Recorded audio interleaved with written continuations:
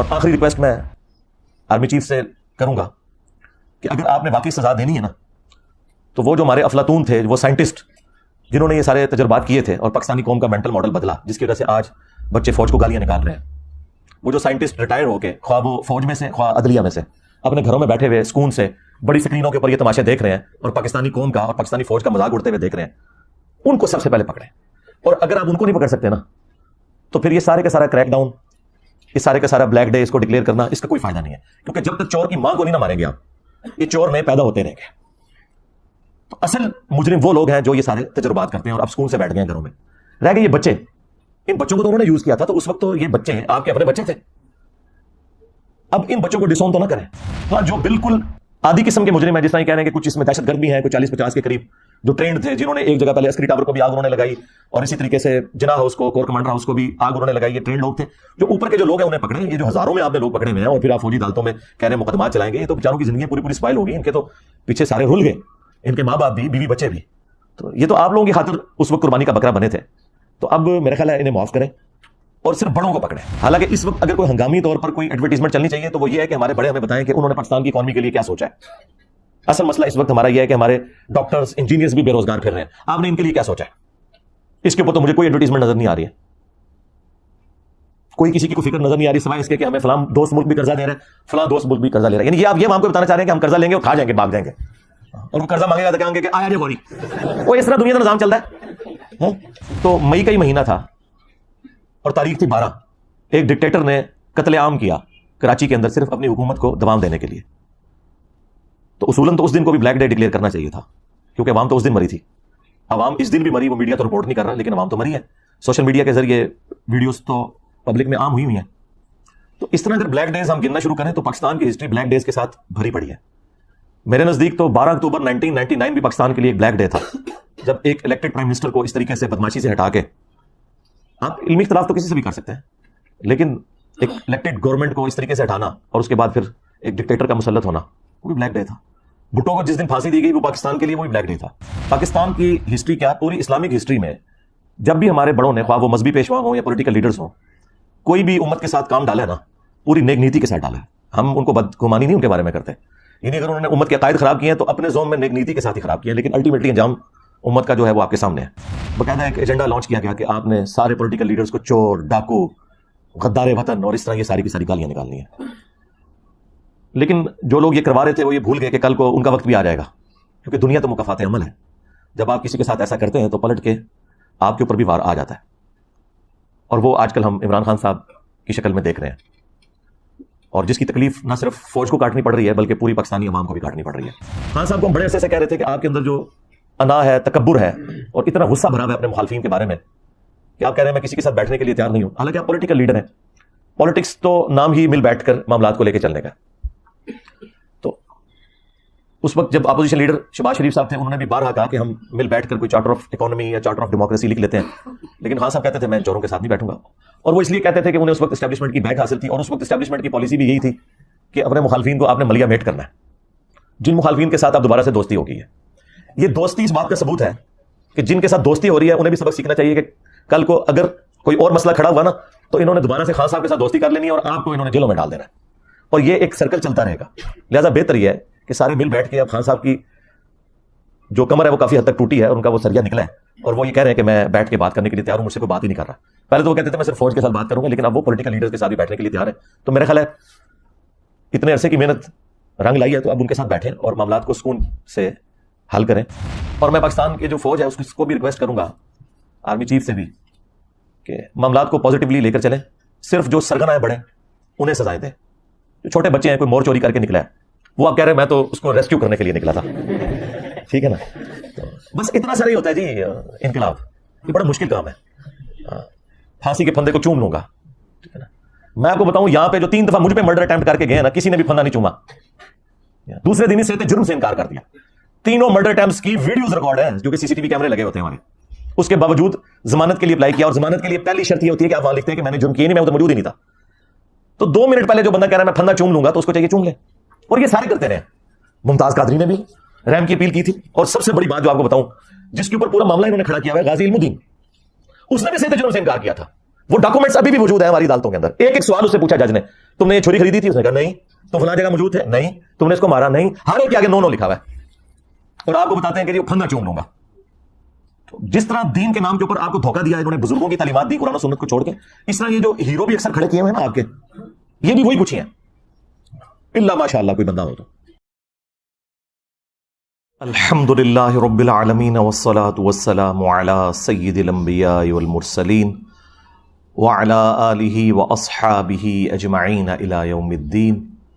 الحمد للہ آج 21 مئی 2023 کو سنڈے کے دن ہمارا یہ پبلک سیشن نمبر 95 منعقد ہونے جا رہا ہے. آپ کے یہ سوالات ریئل ٹائم پرچیوں کی شکل میں میرے پاس آ چکے ہیں, انشاءاللہ ان کو بھی ڈسکس کرتے ہیں. پہلے 2-4 باتیں میں اس وقت جو ملک کے حالات چل رہے ہیں اس پہ عرض کر دوں. آپ کو پتہ ہے کچھ عرصے سے پاکستان کی جو پولیٹیکل سچویشن ہے یہ کافی زیادہ خراب ہو چکی ہوئی ہے, اور ظاہر ہے کہ اس کا ایفیکٹ پاکستان کی عوام پہ بھی پڑتا ہے.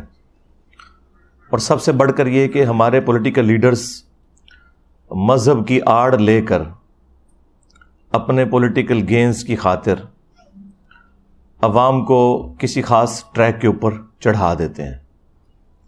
اس کا نقصان پھر مجھے اٹھانا پڑتا ہے. ظاہر ہے جب کوئی مذہبی ٹچ دے گا اپنی ویڈیوز کے اندر, مذہب کو ٹول کے طور پر استعمال کرے گا, تو پھر مذہبی پلیٹ فارم کی ذمہ داری ہے کہ وہ سچائی کی بات لوگوں کو بتائے, اس کے بغیر گزارا نہیں ہے. اور یہ جو مذہبی ٹچ والا ایشو ہے یہ شروع سے ہی ہے. یعنی پاکستان میں بہت بڑا ایک ڈکٹیٹر جس نے 11 سال تک حکومت کی, ضیاء الحق, اس کے زمانے میں تو تمام علماء اس کے ساتھ اٹیچ تھے اور مرد مومن, مرد حق, ضیاء الحق نعرے لگایا کرتے تھے, اور وہ ایک بڑے لیول کا مذہبی ٹچ تھا. خیر اس شر میں سے بھی کچھ خیر ضرور نکلا, لیکن اوورآل جو فرقہ وارانہ فسادات ہیں نا پاکستان کے اندر, وہ اسی کے زمانے میں شروع ہوئے. کیونکہ تازہ ایران میں انقلاب آیا تھا امام خمینی کے زیر اثر 1979 میں, تو انقلاب جب بھی کسی ملک میں آتا ہے تو وہ ایکسپورٹ ہوتا ہے دوسرے ملکوں تک. تو سعودی عرب کے بھی کان کھڑے ہو گئے, انہوں نے پاکستان میں پیسہ لگایا اور یہاں پر انہوں نے دیوبند مکتب کو یوز کیا اس حوالے سے کہ ایک پراکسی وار ایران اور سعودیہ کی پاکستان میں شروع ہو گئی, جس میں بہت قتل و غارت ہوا. یہ میں ضیاء الحق کے دور کی بات کر رہا ہوں. اس وقت کئی نان اسٹیٹ ایکٹر تنظیمیں بنی, اور اس وقت ہمارے ریاستی اداروں کے انڈر وہ لوگ کام کرتے تھے, اور یہاں تک بات پہنچی کہ ٹوائلٹس کے اندر بھی نعرے لکھے گئے شیعہ کافر. حالانکہ شیعہ کا لفظ بھی قرآن کا ہے, کافر کا لفظ بھی قرآن کا ہے, حروف تہجی قرآن کے ہیں. آپ شیطان کا نام بھی ٹوائلٹ میں نہیں لکھ سکتے, جوتی کے اوپر نہیں لکھ سکتے. حروف تہجی کا تو احترام ہے نا, وہ شیطان کا احترام نہیں ہو رہا, قرآن کے حروف تہجی کا احترام ہے. اور یہ سلسلہ جاری رہا, اور پھر اس کا اینڈ ہوا جب امریکہ یہاں سے چلا گیا, اور پاکستان نے پھر ایک نیا یو ٹرن لیا. کہاں وہ ہارڈ لائنر ایک ڈکٹیٹر مذہب کے پوائنٹ آف ویو سے, اور کہاں ایک لبرل قسم کا ڈکٹیٹر مشرف پاکستان پہ مسلط ہوا, اور ہر چیز 180 ڈگری پھر گئی. یعنی پہلے فوج کے اندر اگر کسی نے چھٹی لینی ہوتی تھی تو وہ سروزے لگاتا تھا, چلے لگاتا تھا, اور چونکہ ضیاء الحق کا تعلق دیوبند مکتب سے تھا, وہ لال مسجد والوں کا بڑا معتقد تھا, نماز بھی وہیں پڑھا کرتا تھا. اس وجہ سے اس نے ایک مذہبی ٹچ فوج کے اندر دیا کہ جو کوئی تبلیغی جماعت کے ساتھ جانا چاہے تو اسے عام اجازت ہے, اسے چھٹی دے دی جائے. اور یہ لال مسجد کافی عرصہ تک ISI کا بھی ہیڈ کوارٹر بنی رہی, لیکن مشرف کے دور میں اسی لال مسجد کے اندر قتل عام ہوا, آپ کو پتہ ہے, تو میڈیا نے بھی کور کیا. اور پھر اس کی تکلیف ہم نے کم از کم 10-15 سال تو کاٹی خودکش حملوں کی شکل میں. یہ پوری وہ ہسٹری ہے جو میں آپ کو بتا رہا ہوں پاکستان کی. تو جب یہ مشرف آیا تو اس نے انلائٹنڈ ماڈریشن ایک نعرہ لگایا، سب سے پہلے پاکستان. وہ سب سے پہلے پاکستان کا مطلب یہ کہتا تھا کہ ابھی اسلام کو چھوڑو، پاکستان کو لے کے چلو. حالانکہ پاکستان اس لیے تو نہیں بنا تھا، لیکن ظاہر ہے چونکہ ایک کمانڈ تھی اوپر، نچلے والے لوگ بھی بیچارے مجبوراً اوبے کرتے تھے، ناراض بھی تھے. ریٹائرمنٹ کے بعد کتابیں بھی لکھتے رہے. اس وقت کوئی اس کے سامنے کھڑا نہیں ہوا. اور مذہبی لوگوں کے لیے زمین تنگ ہو گئی فوج کے اندر. داڑھی والے لوگوں کے لیے جو مذہبی لوگ تھے، اس وقت ان کی جو وہ ACRs لکھی جاتی ہیں نا، اس میں ایک ٹرم ڈیوائز کی گئی، ریلیجسلی موٹیویٹڈ. وہ آج تک چلتی ہے. یعنی کوئی مذہبی بندہ ہو نا کہ اس کو ہم نے اس رینک سے اوپر نہیں لے کے جانا، تو اس کے اوپر وہ لکھ دیتے ریلیجسلی موٹیویٹڈ.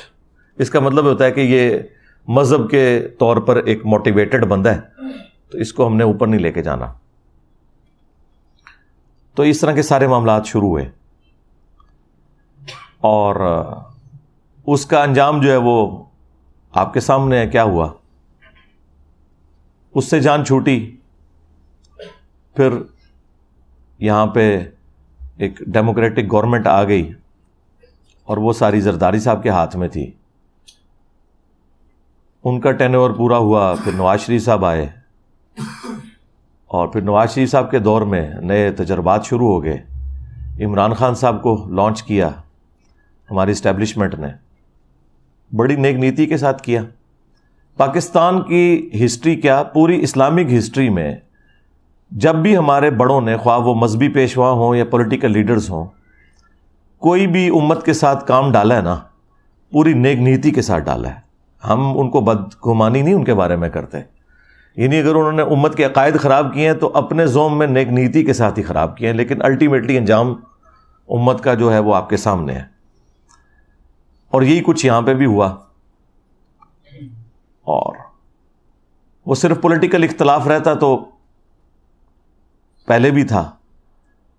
باقاعدہ ایک ایجنڈا لانچ کیا گیا کہ آپ نے سارے پولیٹیکل لیڈرز کو چور، ڈاکو، غدار وطن اور اس طرح یہ ساری کی ساری گالیاں نکالنی ہیں. لیکن جو لوگ یہ کروا رہے تھے وہ یہ بھول گئے کہ کل کو ان کا وقت بھی آ جائے گا، کیونکہ دنیا تو مکافات عمل ہے. جب آپ کسی کے ساتھ ایسا کرتے ہیں تو پلٹ کے آپ کے اوپر بھی وار آ جاتا ہے. اور وہ آج کل ہم عمران خان صاحب کی شکل میں دیکھ رہے ہیں، اور جس کی تکلیف نہ صرف فوج کو کاٹنی پڑ رہی ہے بلکہ پوری پاکستانی عوام کو بھی کاٹنی پڑ رہی ہے. 9 مئی جو 2023 کو انہوں نے بلیک ڈے ڈکلیئر کیا، ظاہر ہے کہ اس دن وہ کچھ ہوا جو پاکستان کی ہسٹری میں کبھی اس طریقے سے نہیں ہوا تھا. بہت تکلیف دہ چیز ہے. خواہ وہ چند لوگوں نے کیا یا آرگنائز طریقے سے ہوا، بہرحال یہ ایکٹیویٹی تو بہت بڑی تھی کہ پاکستانی عوام جو ہے وہ GHQ میں گھس گئی، کور کمانڈر کے گھر میں گھس گئی. اس طرح پاکستان کی تاریخ سے متعلقہ جو چیزیں تھیں انہیں آگ لگائی گئی. فوجیوں کے جو مجسمے تھے وہ اس وجہ سے نہیں نیچے گرائے گئے کہ بت بنانا حرام ہے اسلام میں، بلکہ اس وجہ سے کہ وہ اینٹی اسٹیبلشمنٹ ایک بیانیہ چل رہا تھا. نقصان اس میں الٹیمیٹلی عوام کا ہوا ہے، کیونکہ ان سب لوگوں کے پاس بڑے اچھے ہیوی بجٹ موجود ہیں. ان کا فرنیچر بھی نیا آ جائے گا، بلڈنگ بھی نئی بن جائے گی. پیسے پھر عوام نے دینے ہیں ٹیکسز کی شکل میں، لیکن نقصان جو ہے نا وہ الٹیمیٹلی عوام کو ہوا ہے. اور آپ دیکھیں آج 21 مئی 2023 ہے، پچھلے مسلسل 10 دن سے آپ دیکھیں میڈیا نے کیسا ہنگامہ کھڑا کیا ہوا ہے. ہر ٹی وی چینل کے اوپر وہ بلیک ڈے کے نام کا ایک اشتہار چل رہا ہے. اب یہ اشتہار بھی پاکستان کی عوام کے ٹیکسز کے پیسوں سے ہی چل رہے ہیں. ظاہر ہے اس کی فیس انہوں نے ادا کرنی ہے نا، مفت تو کوئی اشتہار نہیں چلاتا. تو اور کس طریقے سے اسے ایک پروپیگیٹ کیا جا رہا ہے. میں یعنی یہ جو ایکٹیویٹی ہے اس کے خلاف نہیں ہوں، جو کچھ یعنی یہ کیا جا رہا ہے عوام کو ایجوکیٹ کرنے کے لیے، لیکن اگر اسی طریقے سے آپ کسی ایک خاص چیز کی لکیر پیٹیں گے تو مئی کا ہی مہینہ تھا اور تاریخ تھی 12، ایک ڈکٹیٹر نے قتل عام کیا کراچی کے اندر صرف اپنی حکومت کو دوام دینے کے لیے، تو اصولاً تو اس دن کو بھی بلیک ڈے ڈکلیئر کرنا چاہیے تھا، کیونکہ عوام تو اس دن مری تھی۔ عوام اس دن بھی مری، وہ میڈیا تو رپورٹ نہیں کر رہا، لیکن عوام تو مری ہے۔ سوشل میڈیا کے ذریعے ویڈیوز تو پبلک میں عام ہوئی ہیں۔ تو اس طرح اگر بلیک ڈیز ہم گننا شروع کریں تو پاکستان کی ہسٹری بلیک ڈیز کے ساتھ بھری پڑی ہے۔ میرے نزدیک تو 12 اکتوبر 1999 بھی پاکستان کے لیے ایک بلیک ڈے تھا، جب ایک الیکٹڈ پرائم منسٹر کو اس طریقے سے بدماشی سے ہٹا کے، آپ علمی اختلاف تو کسی سے بھی کر سکتے ہیں، لیکن ایک الیکٹڈ گورنمنٹ کو اس طریقے سے ہٹانا اور اس کے بعد پھر ایک ڈکٹیٹر کا مسلط ہونا، وہ بھی بلیک ڈے تھا۔ بھٹو کو جس دن پھانسی دی گئی وہ پاکستان کے لیے وہ بھی بلیک ڈے تھا۔ اور اسی طریقے سے جس دن پاکستانی قوم کو امیدیں دلا کے ایک پولیٹیکل کیس بنا کے کہ پاکستانیوں کا اربوں روپیہ دوسرے ملکوں میں ہم پاکستان لے کے آئیں گے، 5 ججوں نے مل کے کروڑوں روپیہ لگا کے، آج تو خیر ہم کہہ سکتے ہیں اربوں روپیہ لگا کے، اینڈ پہ ایک اقامہ نکالا، وہ بھی بلیک ڈے تھا پاکستان کی تاریخ کا۔ لیکن اب خاص طور پر چونکہ ایک پولیٹیکل جماعت کو ٹارگٹ کرنا ہے، اس کی وجہ سے یہ پروپیگنڈا ایک میڈیا کے اندر چل رہا ہے۔ پازیٹیو، وہ تو اسے پازیٹیو ہی سمجھتے ہیں۔ دوسری طرف خان صاحب کی مس ہینڈلنگ یہ ہے کہ وہ پہلے تو انجوائے کرتے رہے اس پورے معاملے کو، انہیں سب لوگوں نے کہا کہ آپ اسے کنڈیم کریں، یہ کیا حرکت کی ہے آپ کے لوگوں نے، تو وہ آگے سے ہی کہتے رہے کہ بھائی جب مجھے گرفتار کریں گے تو ایسے تو ہوگا۔ حتیٰ کہ خود ان کے جو قریبی دوست ہیں جو ہمارے چیف جسٹس صاحب ہیں، انہوں نے بھی کہا کہ خان صاحب آپ کنڈیم کریں اسے۔ خان صاحب نے اس وقت بھی کنڈیم نہیں کیا۔ اس کے بعد پھر ظاہر ہے کہ آپ کو پتہ ہے ہمارے سیکیورٹی ادارے، انہوں نے پھر طے کر لیا کہ ٹھیک ہے اب خان صاحب کو سبق سکھانا ہے۔ اس کا آغاز خان صاحب کی غلطیوں سے ہوا، اور اب آپ دیکھ رہے ہیں 2 دن پہلے انہوں نے صحافیوں کے سامنے یہ بات کر دی ہے کہ یہ بالکل غلط ہوا ہے۔ یہ اس وقت کر دیتے نا تو یہ اتنا بڑے لیول کا کریک ڈاؤن نہ ہوتا، لیکن اب میں اسے یہ بھی نہیں کہہ سکتا کہ دیر آئے درست آئے، یہ بہت دیر سے آ گیا ہے۔ تو چلیں شکر ہے فی الوقت ان کی طرف سے یہ سٹیٹمنٹ آنا بھی کم از کم تھوڑا مرہم تو ہے ہم جیسے لوگوں کے لیے جو کہہ رہے تھے کہ یار ایک پولیٹیکل لیڈر کو تو یہ زیب نہیں دیتا کہ وہ اس طرح کی ایکٹیویٹیز کو سپورٹ کرے، اس کا کام ہے کہ وہ اعلانیہ آ کے اسے کنڈیم کرے کہ یہ کام غلط ہوا ہے۔ لیکن اب جو کچھ میں دیکھنے جا رہا ہوں، میں نے آپ کو پہلے بھی بتایا تھا جب تحریک عدم اعتماد کامیاب ہوئی تھی تو میں نے آپ کو کہا تھا کہ اب جب الیکشن ہوں گے تو خان صاحب تو دوبارہ نہیں آئیں گے، کیونکہ جب ہٹانے والے ہٹاتے ہیں تو پھر وہ اس دفعہ تو اسے نہیں لے کے آتے۔ تو اس وقت لوگ کہہ رہے تھے کہ جناب آپ کو سمجھ نہیں ہے، میرے خیال وقت کے ساتھ آپ کو سمجھ آتی جا رہی ہوگی۔ اس وقت دیکھیں خان صاحب کا گراف انہوں نے آسمان سے زمین پہ گرا دیا، اور اس میں سب سے زیادہ قصور خود ان کا ہے، خان صاحب کا، جو کچھ پچھلے 2 ہفتوں کے اندر ہوا اور پچھلے 1 سال کے اندر جو کچھ ہو رہا ہے۔ 2 ہفتوں میں تو ذرا زیادہ ہو گیا۔ ہم اس وقت بھی ساتھ ساتھ سمجھا رہے تھے کہ آپ اتنے ایکسٹریم رویے اختیار نہ کریں ورنہ اس کا انجام برا ہوگا، اور وہ ہم نے دیکھا کہ اب بالکل ساری جماعتوں نے مل کے، سارے ریاستی ادارے مل کے ٹارگٹ کیے ہوئے ہیں کہ پی ٹی آئی کو اب کس طریقے سے ہم نے جو ہے وہ ختم کرنا ہے یا قابو میں لانا ہے۔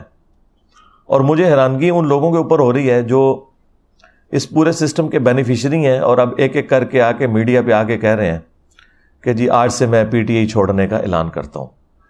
آپ ان لوگوں کی شکلیں دیکھیں، یہ لوگ آپ کو ساری پارٹیوں میں نظر آئیں گے اکا دکا کے سوا، تو اب ان کو کہیں اور ہڈی ملے گی یہ وہاں چلے جائیں گے۔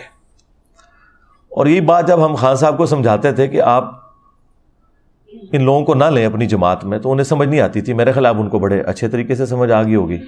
یہ سب مفاد پرست لوگ ہوتے ہیں. ان کو نہ پاکستانی عوام کے ساتھ کوئی ہمدردی ہے، نہ فوج کے ساتھ، نہ کسی پولیٹیکل جماعت کے ساتھ. ان کے اپنے مفادات ہوتے ہیں، جہاں سے ان کو مل جائے وہاں چلے جاتے ہیں. ان سے پوچھیں کہ اگر فوج کے خلاف بیانیے کی بات کی جائے تو خان صاحب کے صرف بیانات اب تو سخت نہیں آئے ہیں، وہ تو پچھلے 1 سال سے ہاتھ دھو کر فوج کے پیچھے پڑے ہوئے ہیں، جس میں سے میجورٹی باتیں تو درست تھی، لیکن کچھ باتیں انہوں نے بہت آگے جا کر ایک ریڈ لائن کو کراس کیا، جو میں ساتھ ساتھ ہائی لائٹ بھی کرتا تھا. تو اس وقت تو کسی کے اندر کوئی فوج کی محبت نہیں جاگی تھی، نہ کوئی پاکستانی عوام کی محبت جاگی تھی. یہ اچانک سے محبت جاگی ہے. وہ آپ کو پتہ چل جائے گا کچھ دنوں بعد. یہ آپ کو دوسری پارٹیوں میں ٹکٹ لے کے بیٹھے ہوئے نظر آئیں گے، اور ان پارٹیوں کو بھی خیال نہیں آئے گا کہ اس طرح کے فضلی بٹیروں کو ہم کیوں اکوموڈیٹ کر رہے ہیں. یہ دنیا مکافات عمل ہے. دیکھیں مشرف نے کہا تھا میں نے بے نظیر اور نواز شریف کی سیاست کو ہمیشہ کے لیے دفن کر دیا. تو کیا دفن ہو گئی تھی؟ اسی نواز شریف کو پاکستان کی عوام نے تیسری دفعہ وزیر اعظم منتخب کر لیا. اسی بے نظیر کی جماعت کو ایک اور حکومت ملی. تو اب بھی اگر کوئی سمجھتا ہے کہ اس طریقے سے خان صاحب کو ہٹا کے تو وہ کسی جماعت کو، پولیٹیکل جماعت کو ختم کر دیں گے، تو یہ نہیں ہے. تو میرا خیال ہے جماعتیں ختم کرنے کی بجائے سافٹ ویئر اپڈیٹ کرنے چاہیے پازیٹیو طریقے کے ساتھ. انہیں بتایا جائے کہ یار یہ چیز غلط ہے، یہ یوں ہے.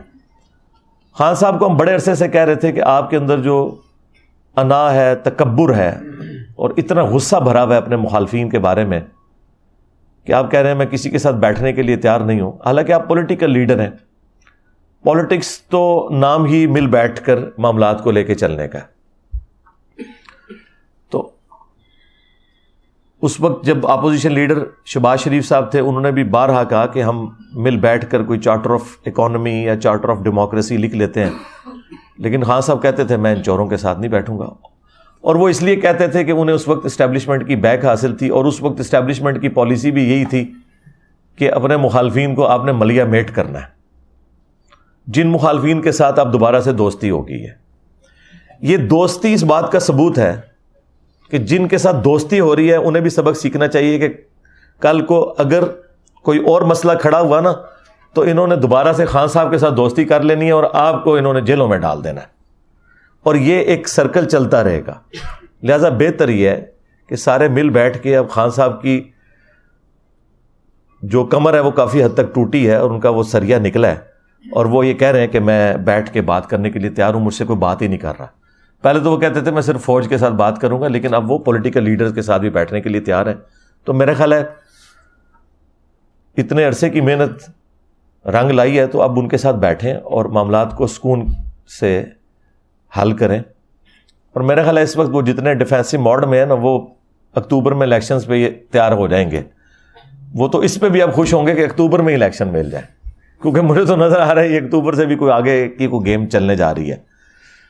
تو اس پہ بھی وہ راضی ہو جائیں گے. اب تو ان کے اپنے جو پریزیڈنٹ ہیں عارف علوی صاحب، انہوں نے بھی باقاعدہ کہا کہ جی 9 مئی کو غلط ہوا، اور خان صاحب کو اس وقت جو ڈیٹ ملتی تھی وہ لے لینی چاہیے تھی، یہ معاملات اس طرح نہیں ہونے چاہیے تھے. تو اب ہر طرف سے آوازیں اٹھ رہی ہیں. یہ جو لوگ جماعتیں چھوڑ کے نکل جاتے ہیں، خواہ وہ 2017-18 میں نون لیگ کو چھوڑ کر گئے یا آج پی ٹی آئی کو چھوڑ کے جا رہے ہیں، میں ان سے صرف ایک سوال کروں گا، آپ جماعت کیوں چھوڑتے ہیں؟ آپ کہتے ہیں ہمارا اس جماعت کے اس معاملے میں یہ اختلاف ہے، تو یہ اختلاف تو اس جماعت کے اندر بھی رہتے ہوئے ہو سکتا ہے. جماعت چھوڑنے کا مطلب یہ ہے کہ آپ اپنے ذاتی مفادات کی وجہ سے کسی دوسری جگہ جا رہے ہیں، کیونکہ جہاں آپ جا رہے ہوتے ہیں نا، وہاں کون سے فرشتے بیٹھے ہوتے ہیں؟ وہاں پہ بھی وہی لوگ بیٹھے ہوتے ہیں. تو جماعت کسی کو نہیں چھوڑنی چاہیے، اور خصوصاً جب جماعت پہ برا وقت ہو اس وقت تو وہ جماعت چھوڑنی نہیں چاہیے. پھر تو یقیناً آپ کو کسی نے ہڈی ڈالی ہے. ہاں جب اچھا وقت ہے اس وقت سارے لوگ فائدہ اٹھا رہے ہوتے ہیں، کیونکہ اس وقت بجٹ مل رہے ہوتے ہیں، ان کو پوسٹیں مل رہی ہوتی ہیں. ٹھیک ہے، یہ جو عامر کیانی صاحب ہیں، انہوں نے جو مہربانیاں کی ہیں پاکستانی قوم کے اوپر جب تک یہ وزیر ہیلتھ تھے، جی ہاں، ان کی جو کارستانیوں کی لسٹ ہے وہ پوری قوم کو پتہ ہے. آج معصوم سی شکل بنا کے یہ جماعت چھوڑ رہے ہیں، اس کو تو پکڑ کے جیل میں ڈالنا چاہیے. تو یہ بیسیکلی اپنا آپ بچا رہا ہے کہ یار میں جماعت چھوڑتا ہوں، اس کے بدلے میں جو میں نے چوریاں کی ہیں نا اس قوم کے ساتھ، اور اس میں خان صاحب بھی مجرم ہے کیونکہ ان کے انڈر تھا یہ، وہ چوریاں معاف کر دو میری. یہ میں باتیں اس لیے کر رہا ہوں تاکہ پی ٹی اے والوں کو بھی سمجھ آئے کہ جب ہم آپ کو کہتے تھے نا کہ یہ ان کے ساتھ بھی سارے چور کٹھے ہوئے ہیں، اس وقت آپ کو نہیں سمجھ آتی تھی یہ بات.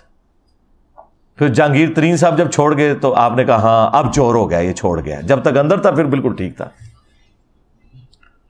فواد چودھری صاحب دیکھ لیں، جنہوں نے مسلسل عمران خان صاحب کو ٹیون کر کے اور یہ وہ بندہ ہے جو خود اسٹیبلشمنٹ کی گود میں رہے پوری زندگی، اور یہ وہ ڈیموکریٹک بیانیاں لانچ کر کے اینڈ پہ دیکھ لیں وہ کیا ہوا ہے.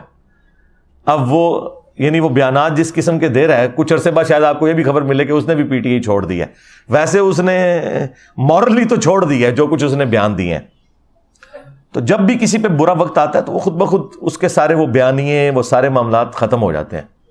یہ ساری باتیں میں اس لیے اپنے پلیٹ فارم سے کرتا ہوں کہ پاکستان میں سیاست اور مذہب اس طرح جڑی ہوئی ہے، اور خصوصاً ہماری جو ینگ جنریشن ہے نا، وہ تو خان صاحب کی وجہ سے پالیٹکس کے ساتھ اٹیچ ہوئی، اور خان صاحب نے جو مذہبی ٹچ دیا ہے اور جو مذہبی تڑکا لگایا ہے اپنی سیاست کو، اس کی وجہ سے ہمارے بھی جو ٹین ایجرز بچے ہیں نا، وہ بھی مطلب ایک مذہبی پیشوا کے طور پر پولیٹیکل لیڈرز کو دیکھنا شروع کر دیتے ہیں.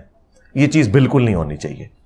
ان کو پولیٹیکل لیڈرز کے طور پر دیکھیں اور انہیں کوئی مذہب کے پوائنٹ آف ویو سے آئیڈیل نہ آپ سمجھا کریں کہ یہ لوگ کوئی مذہبی پیشوا ہے، کوئی آپ کو کوئی ایسا حکمران ملنے والا ہے اب یہ ہو جائے گا وہ ہو جائے گا. کچھ بھی نہیں ہوگا.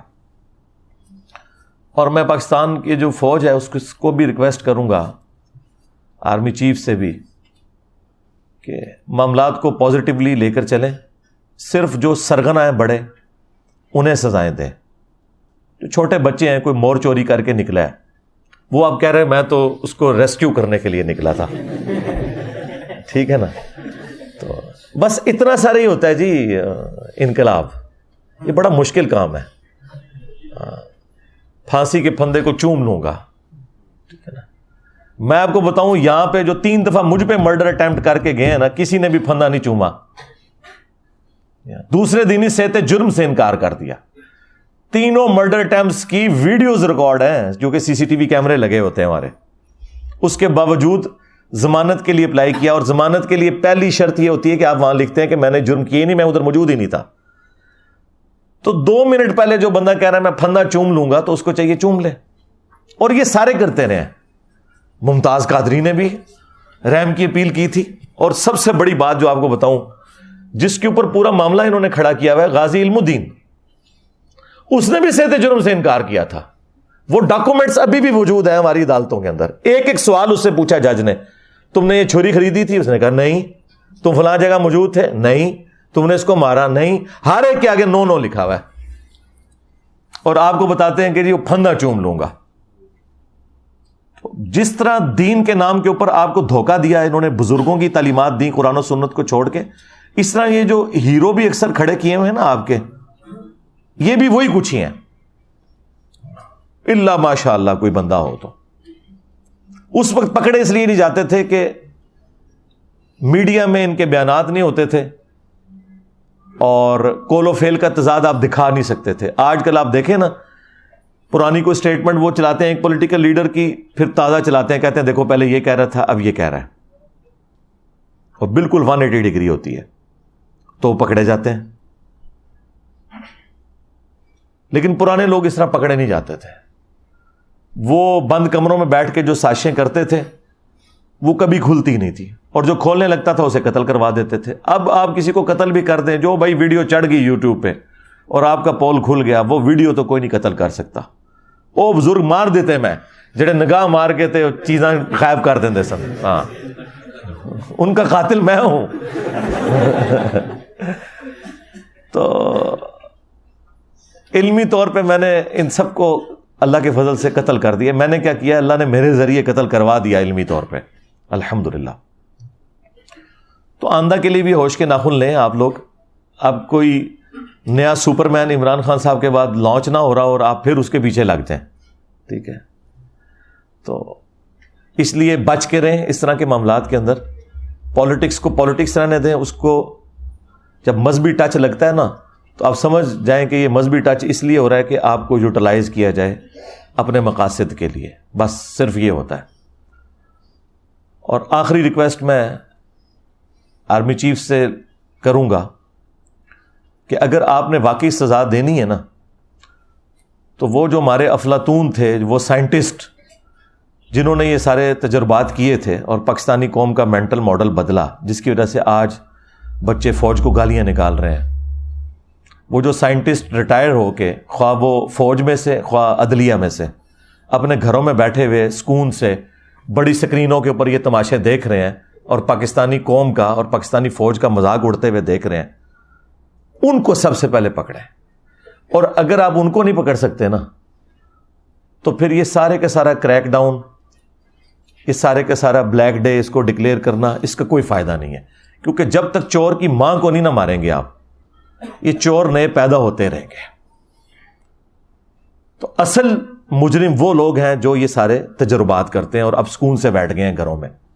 رہ گئے یہ بچے, ان بچوں کو تو انہوں نے یوز کیا تھا, تو اس وقت تو یہ بچے آپ کے اپنے بچے تھے. اب ان بچوں کو ڈسون تو نہ کریں, خود ان کو یہ راستہ دکھا کے. ہو سکتا ہے آج کی قیادت یہ کہ جی ہم اس سسٹم کا حصہ نہیں, ہو پرانی قیادت تھی. تو بھئی یہ بچے بھی پرانی قیادت نے بنائے ہوئے تھے. اگر آپ اس پرانی قیادت کو سزا نہیں دے سکتے تو ان بچوں سے بھی درگزر کریں.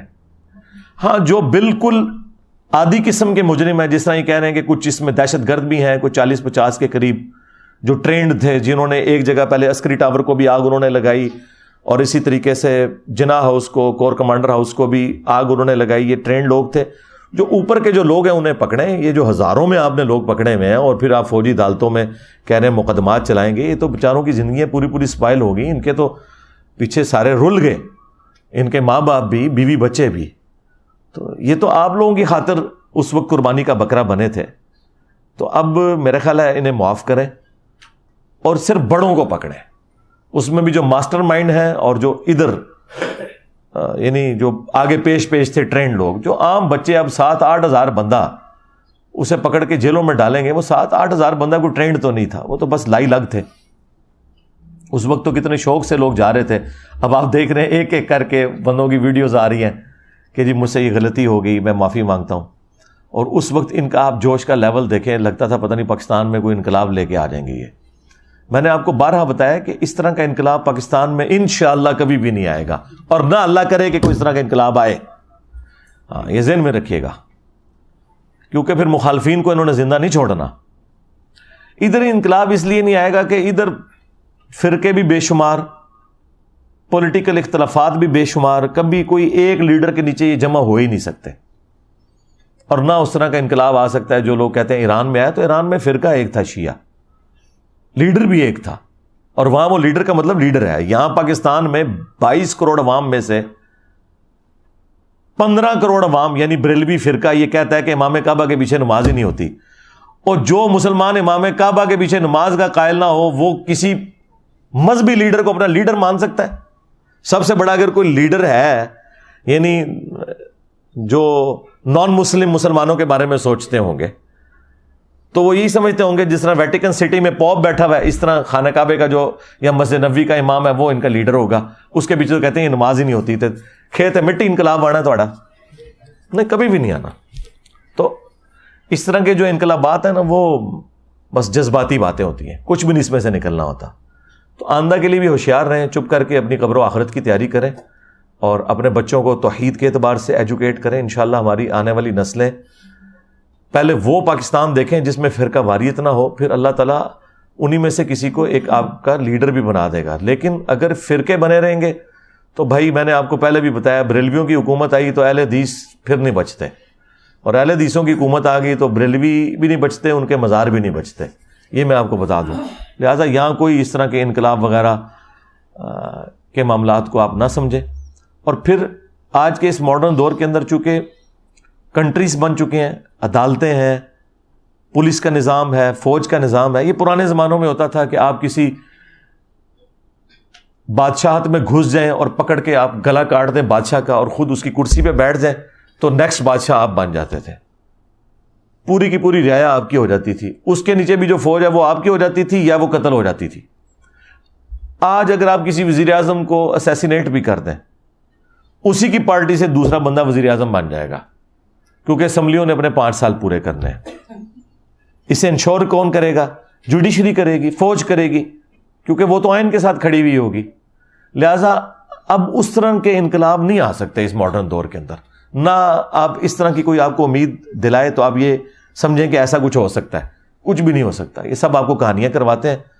ہوش کے ناخن لیں، اپنی فکر کریں، اپنے بال بچوں کی فکر کریں، دنیا کی بھی ان کی اور آخرت کی بھی فکر کریں۔